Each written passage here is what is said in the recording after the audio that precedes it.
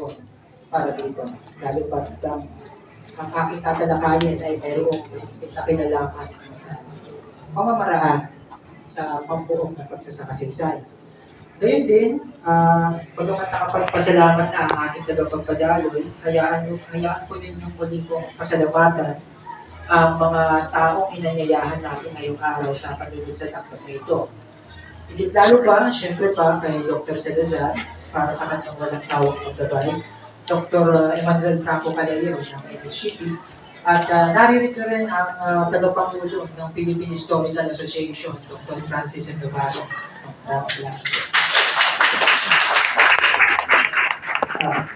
Ako po ay umaharap sa inyong araw upang ipakilala sa inyo ang aking akda. Paano nga ba ito nabuo? At ano nga ba ang mga bagay at sirkunstansyang nagdudulot sa akin upang buuin ang akda ito? Ngayon din, ano nga ba yung mga hamon at suliranin na kinaharap nito sa pagsusulat at pananaliksik na maaaring magsilbing gabay din naman sa mga estudyante na naririto, na nagbabalak rin na magsulat ng kanilang pagsasakasaysayan pambuo, na maaaring ninyong maging gabay at aral ang aking mga naengkwentro na mga kaparehas na mga suliranin. At higit sa lahat, bakit nga ba nasa wikang Pilipino ang akda? At para sa aling mas malawak na direksyon o tubuhin? Nais ko pong umpisahan ang pagpapakilala sa akda sa pagpapakilala po muna sa aking sarili.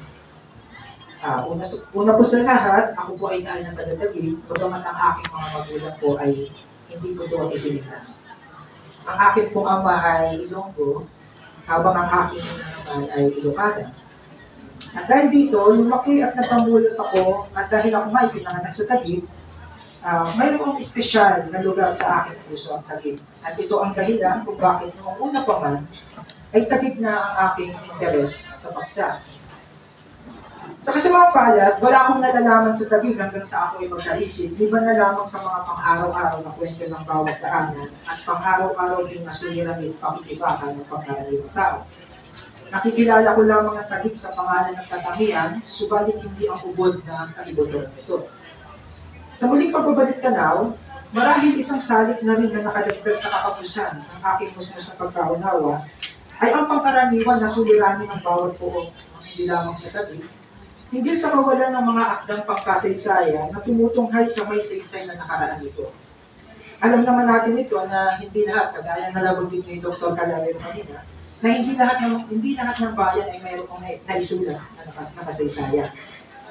Lalo pa, isang mahirap na gawain ang makapagsulat nito na kinakailangan isagawa at tanging maisasakatuparan lamang ng isang tunay na historiador.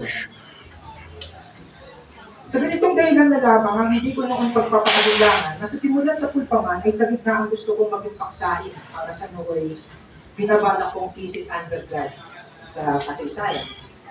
Bagaman nga hindi ko pa natitiyak noon ang espesipikong paksang nais kong talakayin sa Taguig, naging magandang panimula para sa akin ang lubos kong pagkalibog sa mga literaturang pagtalo bilang primaryang bahagi ng aking babasahin Historia Tropical, na drastikong humulma at esensyal na nakapaglatag ng mga fundamental na katangian sa aking murang kaisipan.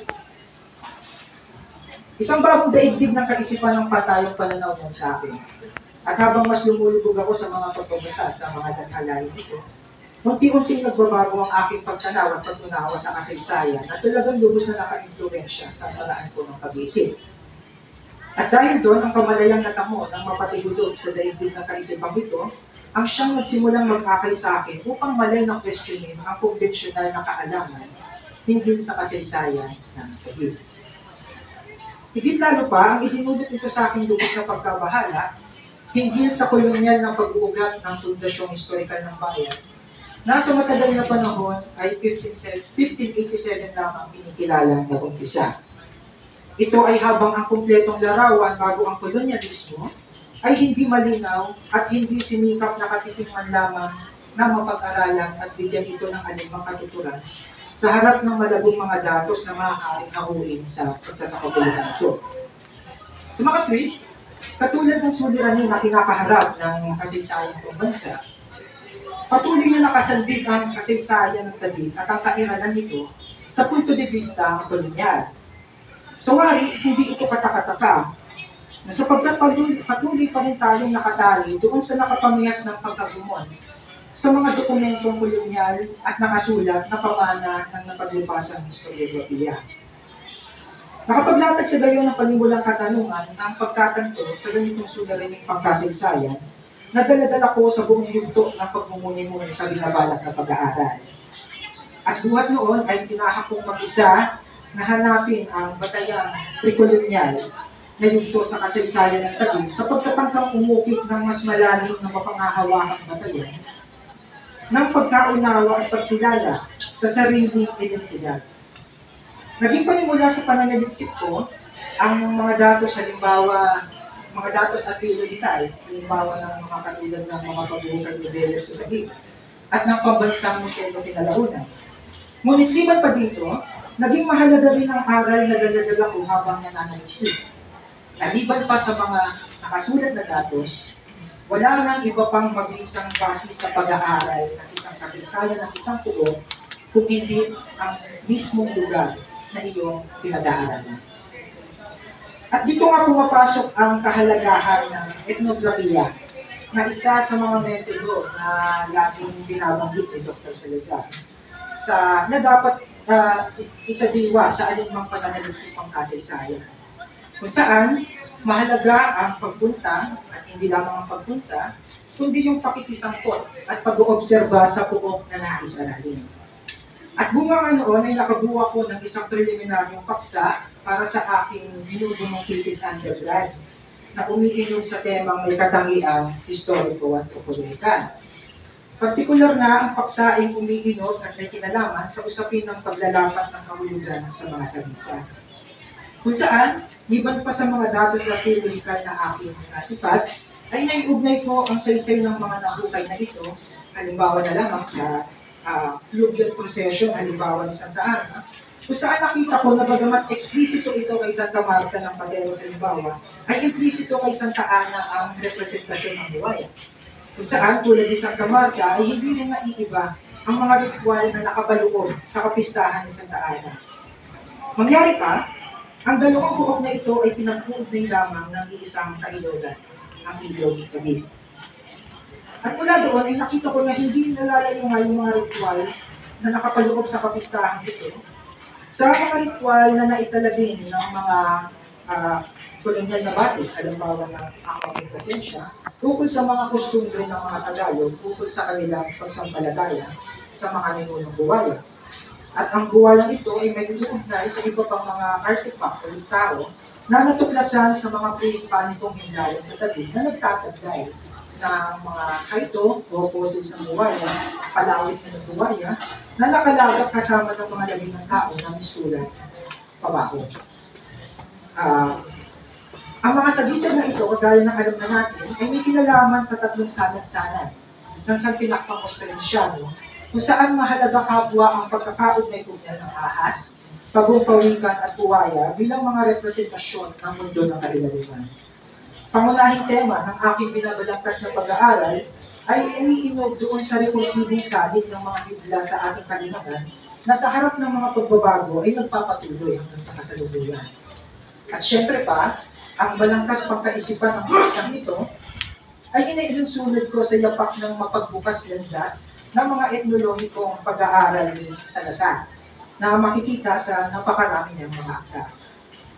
At dahil mayroon nga akong naisip na paksa ako, magkakaroon ako ng panimulang pagtatangka na magkaroon ng mikrokosmong paglalakad at ganitong uri ng pagsusuri sa kasaysayan ng Taguig.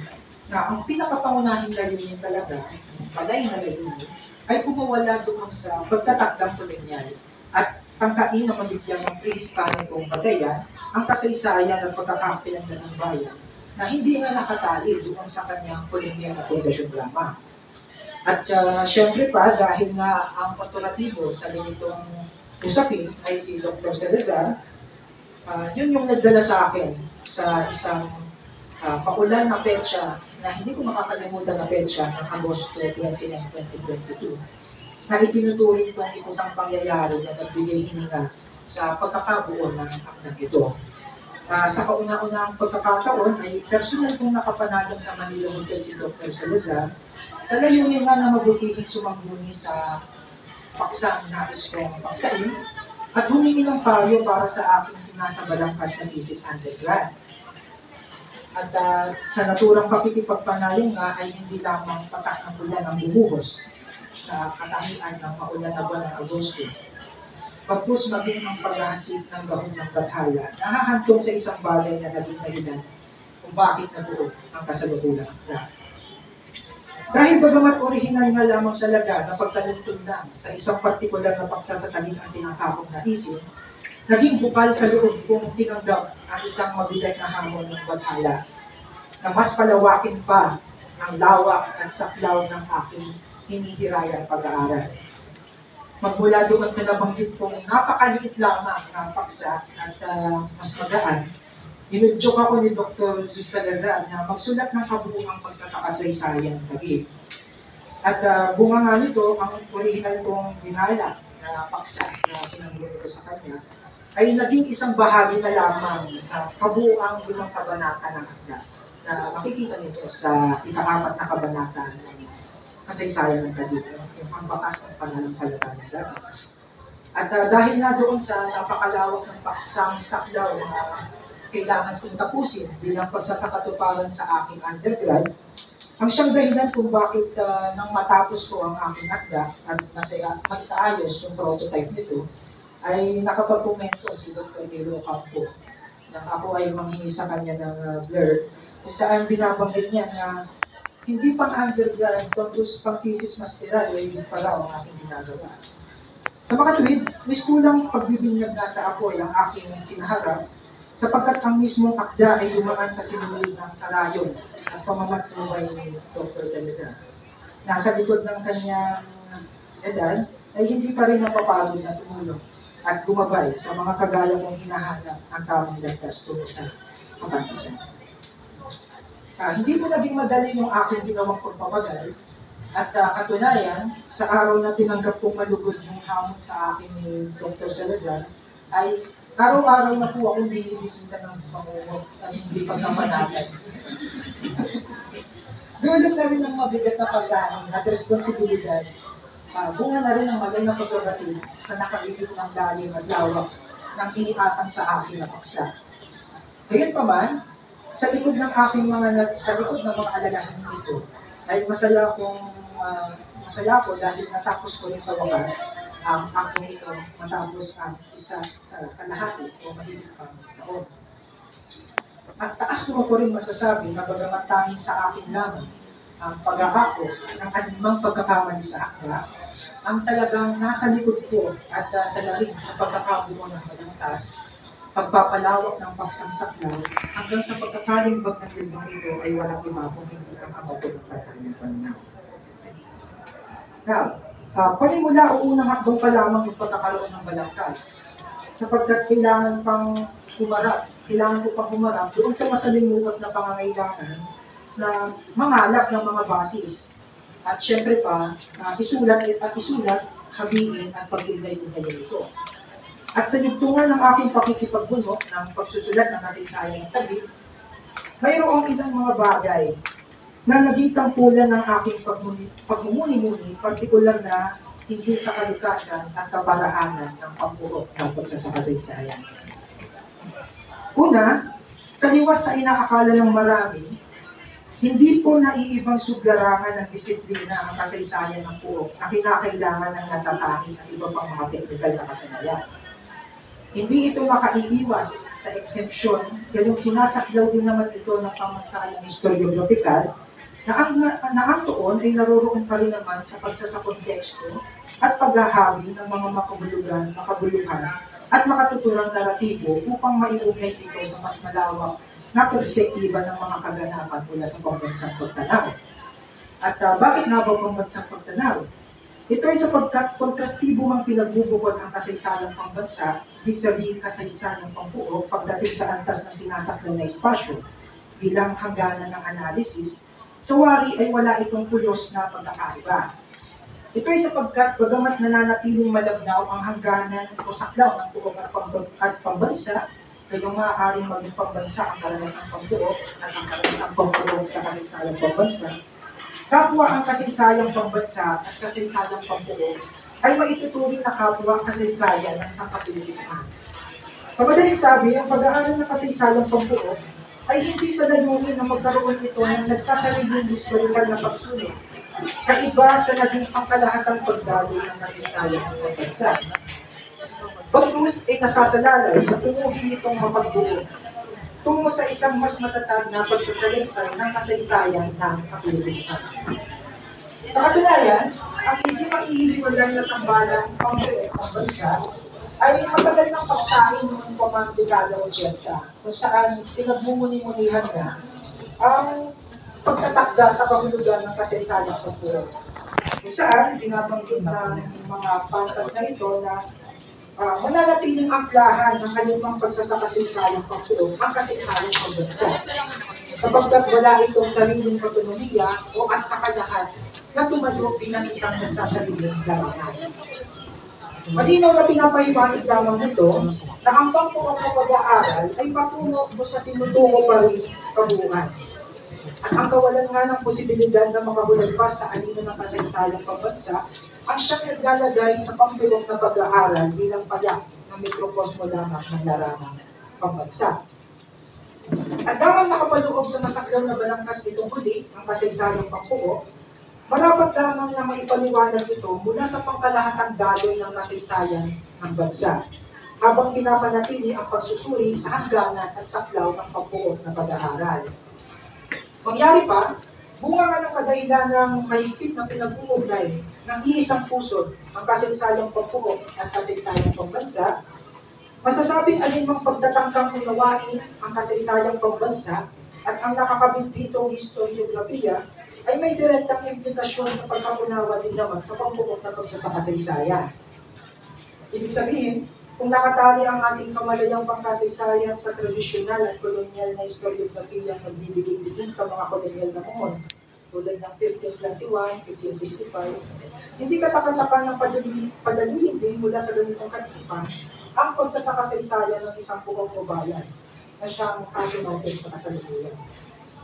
Ang puntong ito ay mayroong mabigat na implikasyon sa pagsusulat ng kasaysayang pampuo, sapagkat pagpahanggang sa kasalukuyan, hindi maitatanggi ang mga nalilikhang pampuok na pag-aaral sa bansa ay patuloy pa rin ang pinamamayanihan ng lumang historiografiya ang pinakabias na sa pag-aaral ng kasaysayang pambansa.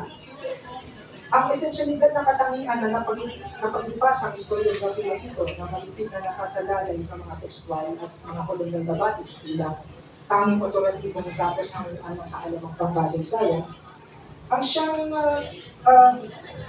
patuloy natin minamanang perspektiba sa kasalukuyan na nakapagdudulot ng isang pamamaraang hindi angkop at tumutugon para sa tunay na pangangailangan ng isang tunay na makapilipinong pagbuot ng pananalisik at pag-aaral sa hihinga ng likas na metodologikal na limitasyon ito. Katulad ng alam na natin, isang mapanghamong bagay ang pagkamakaunti ng mga batis na maaaring gamitin para sa pagsasarekonstruksyon ng kasaysayan ng bawat buong bayan. May papaliwanag dito kung bakit napakaunti rin naman ng mga akda tungkol sa kasaysayan pampuok. At kadalasan, dahil sa lingkusang nasasalagay ang mga ito sa mga tekstual na batis, nakapilig ang pagdaloy nito sa mga tinutukoy ng sikat na Frances na historiador na si Magda na butterfly collectors na nakatungod lamang doon sa pangungulekta lang ng mga facts na hindi iniisip ang paguluhan, panigulat at paguluhan ng mga ito, sapagkat nakapilig ang mga manulat sa mga dokumentong nakasulat na hindi nakakapagbitaw ng isang pagkakunawang buo. Kung gayon, tulad ng kasaysayang pambansa, nakatitiyak tayong nananatili ang suliranin at hamon ang paghahanap ng sariling identidad sa bahagang pampuo. Katunayan, masasabi natin na magpahanggang sa kasalukuyan, ang pakikibakan natin laban sa kolonyal at pangkaming historiografiya ay hindi lamang nagaganap sa arena ng pambansa. Ito ay sapagkat mapupuna na maging ang pagsasakasaysayan sa antas pampuo ay patuloy na pinamamayanihan ng tradisyong istorya na patuloy natin sinisikap na ikawan. Ang pakikibakang ito ay hindi lamang umahanga kapwa sa natukoy ng aspekto ng natukoy na kaparaanan at kontinuista na sumasaklaw sa paghahanap ng sariling identidad, pagkus maging sa medium ng ginagamit na wika. Ang wika ay hindi isang bagay na pasibo at lumilipad sa alapaap. Mayroong kakayahan ng wika na magsakapangyarihan at magpatahimik, gayon din maging ng kakayahang tumitig at bumuhay. Hindi ito isang malayang ehersisyo sa ngalan ng mapagtulungan walang pagkiling, sapagkat mayroon itong tiyak na grupo ng taong pinagsisilbihan. Ika nga kung saan nga daw tayo nagsusulat, kung saan nga sa ang wika tayo tumatakha, yun ang kulturang ating pinagdadambanan. So wari, nakatatak na nga ito sa pagpapakahulugan sa kung ano ba ang kasaysayan, kung saan integral ang pinatutunguhan ng saysay nito. Dahil nakapanood dito ang tanong na sino, mahalaga sa gayon kung ano ang wika na gagamitin sa pagsasalaysay. Sa ganang ito, isang malaking kabalintunahan sa kasalukuyan na ang karamihan ng mga akdang kasaysayang pangtuot ng mga pantas na Pilipino ay isinusulat sa Ingles. Samantalang ang pinatutunguhan ay kapwa Pilipino. Kaibang-kaiba ito halimbawa sa mga dalubhasa o pantas mula doon sa mga may kabilas ng buo, tulad halimbawa ng Pransya, Alemanya, na walang alinmang ilusyon na magsulat sa wikang Ingles upang maintindihan siya ng kapwa ng Pranses o Aleman. Yayamang nababatid at malinaw sa mga bansang ito bilang kabihas ng may kabuuang wika at pagkakultura kung sino ang kanilang pagsasalaysaya at nakikinabang sa kanilang nalilang kaalaman. Malayo-malayo ito sa mga elitistang attitude ng mga natawag ni Salazar na komprador na eskola na nasa kabilang demarkasyon ng linya ng dambuhagang pagkakahati. Kung saan, malimit na gawain ng mga ito ang balintunang gawain na salaysayan ng isang puok sa wikang hindi naiintindihan at hindi abot gama ng nais nitong pagsalaysayan. Katunayan, may hugot nga sa ganitong kadahilanan ang hindi pagsasangkot ng mga nakapag-aral sa bayan sa kalistasan kung bakit di na walang amor sa taong bayan at malayo sa kanilang kalaminan na alamin ang kanilang pinagbulan. Dahil nakatuon nga o itinutuon ng ating mga intelektual sa kasalukuyan ang pagpapadaloy ng kaalaman sa labas sa pamamagitan ng paglalako ng kanilang produktong intelektual sa hadith na inuunawa at pinaiikot ang kaalaman nito mula sa sariling pagkabansa at pagkabiyasnan sa kapakinabangan ng mga Pilipino mismo. Sa bakit karamihan sa ating mga pantas at nakapag-aral ay hindi talaga nagpapakapantas upang umako ng gampanin na tulad ng isang kabaylan. Sanasang magbalik sa bayan upang maipaunawa sa mga ito ang kanilang nakaraan, kasalukuyan at hinaharap sa wikang kanilang naiintindihan. Nasasakripisyo ang gawain ng pagbabalik sa bayan sa pagnanais nga na mailako ang sariling pagkatao at produktong intelektual na mapapakinabangan ng kabiyas ng pinagmumulan ng kanyang hirang na wika. Isang malaking problema ito sa kasalukuyan at isang atestasyon lamang ang suliranin ito na malayo pa ang ating kailangan pawirin upang mabagtas ito ng buhalang pagkakao. Gayunpaman, isang testamento ang akda ito tungkol sa kasaysayan ng Taguig na bagamat mahaba pa ang lakbayin na kinakailangan natin gawin, ay mayroon na tayong masasabi na naroon na tayo sa pagsibol o at sumisibol na kakanyang pambansa. Napatuloy pa rin natin sinisikap at nininikip na pabuo. Upang balang araw ay makamit natin ang pagbubuo ng isang bansa, isang buong bansa, patungo doon sa isang kabiyas ng may pantalo kung saan buo ang unawa ng lipunan at kalinangan sapagkat sila ay pinagbibigkis ng iisang wikang nag-iugnay sa lahat. Harimawa. Bilang pagtatapos, nagpapasalamat kong muli ako sa mga nagsipagdalo ngayong araw. Nawa ay makapagdulot po ng kaginhawaan ng akdang ito sa ating lahat. Isang maliit lamang, napakaliit na kontribusyon po ang akdang ito sa pagpunlad ng historiografiyang Pilipinong patuloy natin sinisikap na kapag-ibayugin. Mangyari pa, ang akdang ito ay nagpapaibayugin din sa lahat sa konteksto at diwa ng ating gawain bilang mga kustodyador at nagpapaka-kustodyador, partikular sa pag-uulat ng kasaysayang pampuo sa ating kalimangang bayan at sa malalim na nakaraan na mas mauunawaan lamang sa pamamagitan ng pananangkapan sa malawak na daigdig ng mga hindi nakasulat na batis. Muli, maraming salamat po sa inyong pagpunta at mabuhay po tayo lahat.